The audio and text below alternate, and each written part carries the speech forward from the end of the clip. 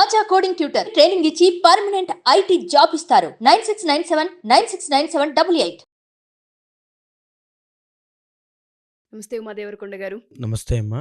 హస్తా నక్షత్రం వారికి గనక మనం చూసుకుంటే ఓవరాల్గా ఏ విధంగా ఉండే అవకాశం ఉంటుంది అంటారు? సంవత్సర మార్పిడిలో ఏమైనా నక్షత్రం వైజ్గా ఉన్నా లేదా 1-2 పాదాల వారిగా మనం చూసుకున్నా నక్షత్రంలో ఉన్న రాశుల వారికైనా ఎటువంటి ఇంపాక్ట్ ఉండే అవకాశం ఉంటుంది అంటారు? ఈ నక్షత్రం వారు ప్రత్యేకించి ఏ విషయాల్లో జాగ్రత్త వహించాలి? ముఖ్యంగా హస్తా నక్షత్రం గురించి మనం మాట్లాడాలనుకుంటే హస్తా నక్షత్రము వినాయకుడి యొక్క నక్షత్రం అండి. సో ఈ హస్తా నక్షత్రము హస్తా పాణినాం పంచ అంటారు జ్యోతిష్ శాస్త్రంలో.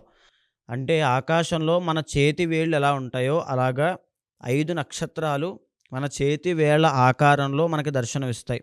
ఇది కన్యా రాశిలో ఉంటుంది కాబట్టి కన్యా రాశికి సంబంధించినటువంటి తారల గుంపులో మనం హస్తా నక్షత్రాన్ని దర్శనం చేసుకోవచ్చు. అయితే చంద్రుడు కన్యా రాశిలో 10 డిగ్రీల దగ్గర నుంచి 23.20 డిగ్రీల దాకా సంచరిస్తున్నప్పుడు ఈ హస్తా నక్షత్రంలో పుడతారు ఎవరైనా సరే అండి.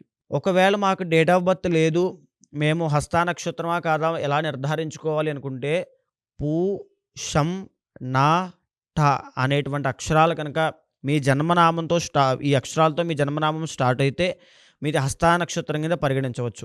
అయితే ఇంకా చెప్పాలి అనుకుంటే హస్తా నక్షత్రము అధిపతి చంద్రుడు, బుధుడు, అదేవిధంగా మళ్ళీ రవి.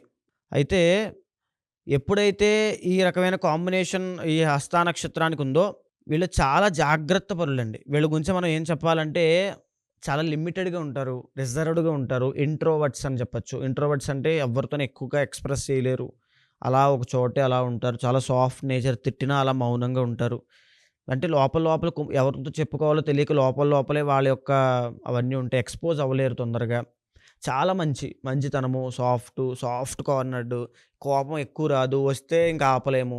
ఇంకా ఆ రకమైన మెంటాలిటీ, సాఫ్ట్ హార్టెడ్ కూడా, ఎవరికైనా సహాయం చేయాలి, ఇంకా ఈ రకంగా ఉంటారు. అదే చాలా పొదుపరులు, అంటే డబ్బు విషయంలో అవ్వచ్చు, ఏ విషయంలో అయినా చాలా దాపరికాలన్నీ ఎక్కువ ఉంటాయి, బాగా సీక్రెటివ్ మైండ్ సెట్ ఉంటుంది. తర్వాత వీళ్ళు కనుక ఏ అకౌంటెంట్ ఫీల్డ్లో కనుక ఉంటే వీళ్ళు మన దగ్గర వీళ్ళ ఈ హస్తా నక్షత్రాలను పనిలో పెట్టుకుంటే చాలా నమ్మకంగా పనిచేస్తారు. సో బెస్ట్ డ్యూటీ వర్కర్స్ అండి. అంటే ఏదైనా బాధ్యత ఇస్తే వాళ్ళు ఎంతవరకు దాచాలి, ఎవరికి బయట వరకు ఎంతవరకు చెప్పాలి, ఎంతవరకు దాచాలనే విషయం వీళ్ళకి బాగా తెలుస్తుంది. ఆ గుట్టు రట్టు చేయకుండా అలా ఉంటారనమాట, ఏ సీక్రెట్ అయినా ఏదైనా సరే. ఈ హస్తా నక్షత్రం వాళ్ళు ఇంకా చెప్పాలి అనుకుంటే గొప్ప జీవితాన్ని గడుపుతారండి. గొప్ప జీవితం అంటే కార్లు, బంగ్లాలు ఇవేమీ కాదు. ఒక చిన్న పూరి గుడిసె వేసుకున్నా సరే అందులో ఆనందంగా గడిపే వాళ్ళు చాలామంది ఉంటారు. ఎన్ని కష్టాలు వచ్చినా చాలా సింపుల్ లైఫ్గా ఒక చిన్న పొలము, ఇల్లు, భార్య, ఈ రకంగా చిన్న జీవితాలు ఉంటాయి. చాలా ఆనందంగా, అంటే ఎక్కువ ఆశలు ఉండవు వాళ్ళకి, ఉన్న దాంట్లోనే సంతృప్తి అయిపోతారు. ఆ రకంగా ఉంటుంది వీళ్ళ యొక్క ధోరణి. అంటే పెద్ద కోరికలు ఉండవు, పెద్ద ఏముండవు, చాలా సింపుల్ మ్యాన్ అనమాట. నెలకు వచ్చాడు ఒక 10,000 వస్తే చాలు, 20,000 వస్తే చాలు, మంచి ఏదో భార్య వస్తే చాలు, ఎలా ఉండాలంటే పెద్ద కోరికలు ఉండవు అంతే. ఆ రకంగా చాలా సింపుల్గా, సాటిస్ఫైడ్తో, చాలా హ్యాపీగా, అలాంటి నేచర్ ఉంటుంది హస్తా నక్షత్రం వాళ్ళకి. ఈ యొక్క హస్తా నక్షత్రం వాళ్ళు ముఖ్యంగా చెప్పాలి కమీడియన్స్ కింద బాగా వర్కౌట్ అవుతారు. అండ్ కమీడియన్స్ అంటే అది కూడా గొప్ప జాబే కాబట్టి చెప్తున్నాను. కమీడియన్స్ కింద, లేకపోతే సినిమా ఫీల్డ్లో హాస్యానికి సంబంధించింది ఏదైనా సరే వీళ్ళకి చాలా బాగా వర్కౌట్ అవుతుంది. అకౌంటెంట్స్ కింద, లేకపోతే ఫైనాన్షియల్ మేనేజ్మెంట్ విషయంలో అవ్వచ్చు, లేకపోతే మ్యారేజ్ బ్యూరో నడపడం అవ్వచ్చు. అంటే సత్సంబంధాలు కుదర్చడం వీళ్ళు చాలా దిట్ట. అంటే ఎవరితోనూ గొడవ పెట్టుకోరు కదా, చాలా అందరినీ కలుపుకుంటూ వెళ్ళిపోవాలనే ఆలోచన ఉంటుంది సత్సంబంధాలు పెట్టుకోవడంలో. తర్వాత మ్యాచ్ మేకింగ్ ఆల్రెడీ చెప్పాను.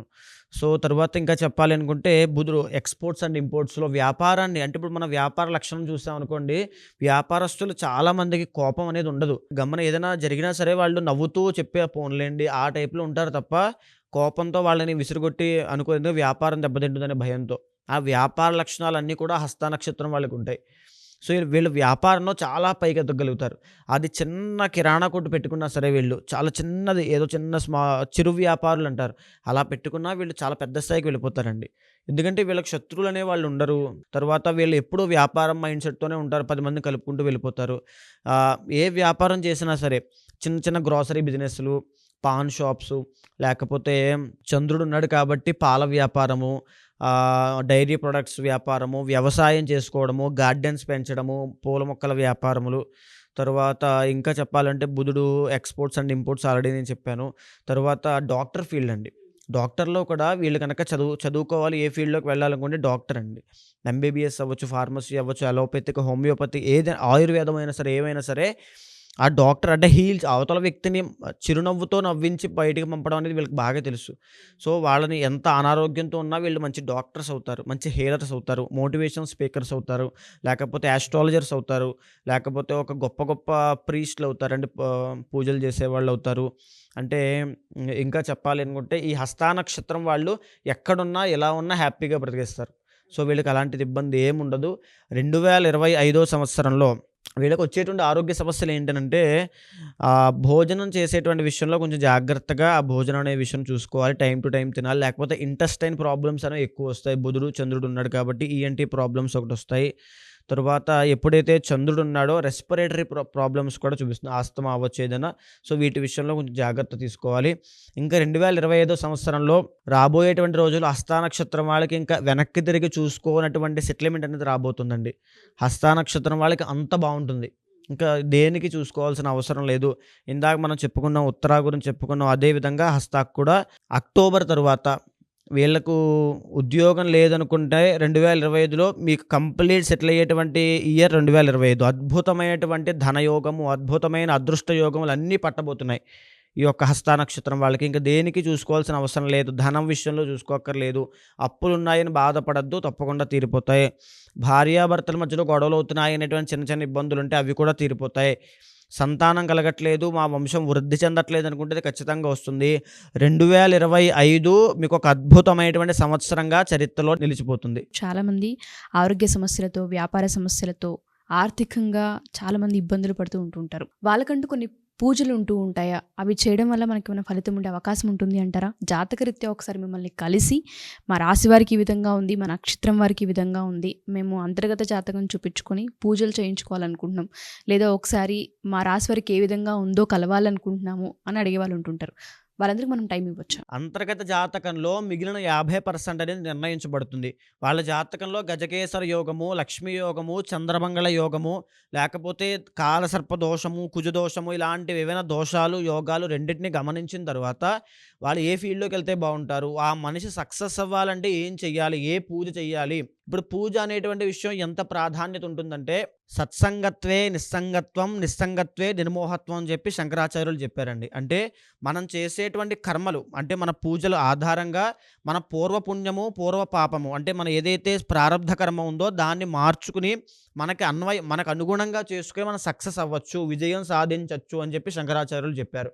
ఆ విధంగా ఏ పూజ చెయ్యాలి, ఏ పూజ పడితే ఆ పూజ చేసేస్తే, అంటే మందు తలనొప్పి వస్తున్నప్పుడు కాలికి మందు వేసాం అనుకోండి, అది పనిచేస్తుందా? పనిచేయదు.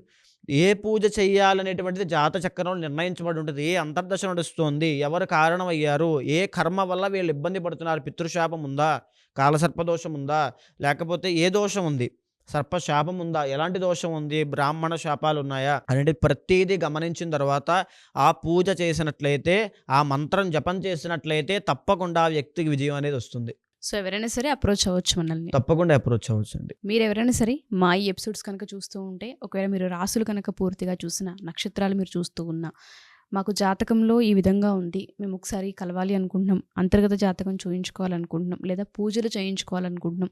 చాలామందికి కాలసర్పదోషాలు అని చెప్పి, అర్ధాష్టమ శని అని చెప్పి, అష్టమ శని అని చెప్పి అంటుంటారు. కొంతమందికి వ్యాపారంలో కలిసి రాకపోవచ్చు, కొంతమంది ఆర్థికంగా నష్టపోవచ్చు, కొంతమందికి ఆరోగ్య సమస్యలు తలెత్తుతూ ఉండొచ్చు. ఇవి కంటిన్యూస్గా మేము ఫేస్ చేస్తూ ఉన్నాము. వీటిని అరికట్టాలి అంటే పూజా బలం అనేది ఒకటి ఉంటుంది, దాన్ని మేము పట్టుకోవాలనుకుంటున్నాము, ఆధ్యాత్మికంగా ఒక పవర్ ఉంటుంది అని మాట్లాడుతూ ఉంటుంటారు. అందులో కనుక మీరు ఒకవేళ తెలుసుకొని మీరు పూజలు చేయించుకోవాలనుకున్నా, జాతకం చూపించుకోవాలి అనుకున్నా, కింద స్క్రోల్ అవుతున్న కాంటాక్ట్ నెంబర్ని కాంటాక్ట్ చేయొచ్చు. థ్యాంక్ యూ అండి. Thank you. నమస్తే అమ్మా.